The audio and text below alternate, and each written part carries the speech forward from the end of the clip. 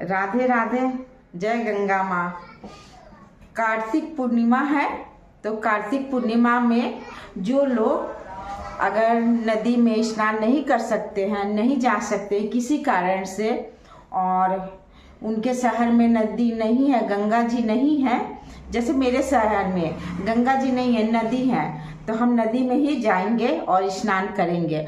और जो लोग कैसे नदी में या गंगा जी में जाके स्नान नहीं कर पाते हैं, उन लोग घर में ही अपना नदी गंगा जी का स्नान का पुण्य घर में ही कमा सकते हैं।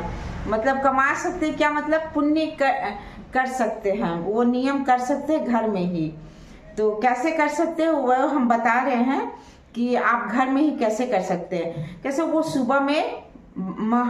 सुबह में ही मतलब 4 बजे आप उठिए और बाल्टी से नहाते हैं तो बाल्टी में थोड़ा सा पहले गंगा जल डालिए, गंगा जल पहले डालिए, उसके बाद में उसमें पानी भरिए। पानी भरने के बाद उसी बाल्टी के पानी से आप स्नान कर लीजिए, तो वो गंगा स्नान ही बोला जाएगा, वो गंगा स्नान ही माना जाएगा। और उसके बाद स्नान करके सूर्य भगवान जी को, गंगा माँ को ध्यान करके आप घर में ही गंगा जी बनाइए। कैसे बनाइए वो हम बताते हैं। कैसे, पहले तो आप ऐसा चौकी ले लीजिए, या जो भी जैसा भी हो चौकी, ऐसा चौकी ले लीजिए। चौकी लेने के बाद इसको ना चावल से ऐसे पूर लीजिए पूरा, जैसे शादी ब्याह में आलेखन बनता है ना, वैसे इसको आलेखन बनाइए। या दीपावली में जो हम लोग चौकी पर बनाते, जैसे ये मेरा चौकी पर बना हुआ है, और कुछ तो मिट गया है, कुछ है, ऐसे आप बना लीजिए। उसके बाद ऐसा इतना बड़ा परात लीजिए, परात इस चौकी पर रख लीजिए।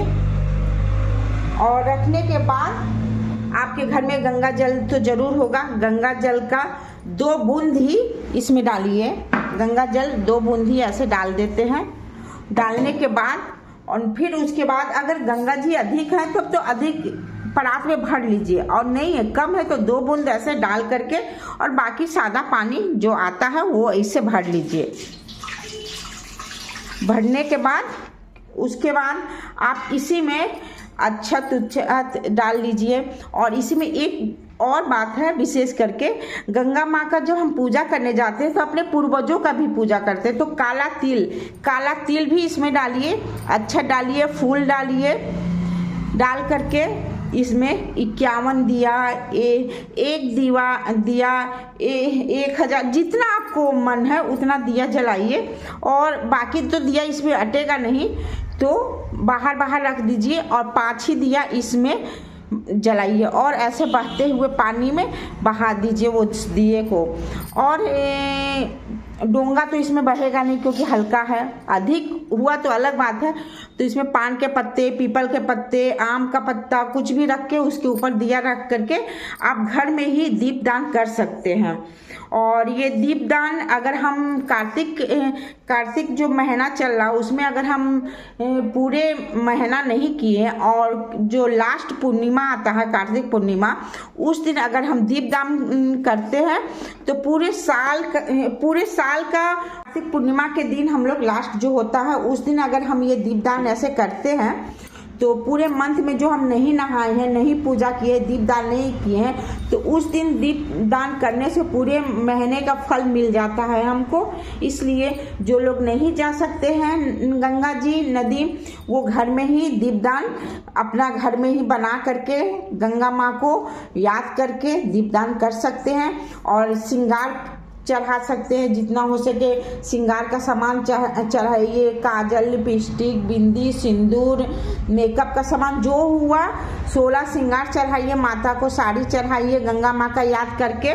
और उसके बाद आप उस साड़ी को दान कर दीजिए, और उसमें से कुछ बिंदी सिंदूर आप रख लीजिए और बाकी सब दान कर दीजिए। ऐसे करके आप घर में भी गंगा स्नान और दीपदान कर सकते हैं। और जितना हो सके उतना आप अन्न दान कीजिए, फल दान कीजिए, वस्त्र दान कीजिए। कार्तिक पूर्णिमा का दिन का दान किया हुआ बहुत ही अधिक महत्व होता है, इसलिए आप लोग कार्तिक पूर्णिमा के दिन कीजिए। उस दिन देव दीपावली भी बोला जाता है, ये तो सभी को मालूम ही होगा। और उस दिन दिया बहुत जलता है, जितना दीपदान कीजिए अपने क्षमता के अनुसार उतना ही अच्छा होता है।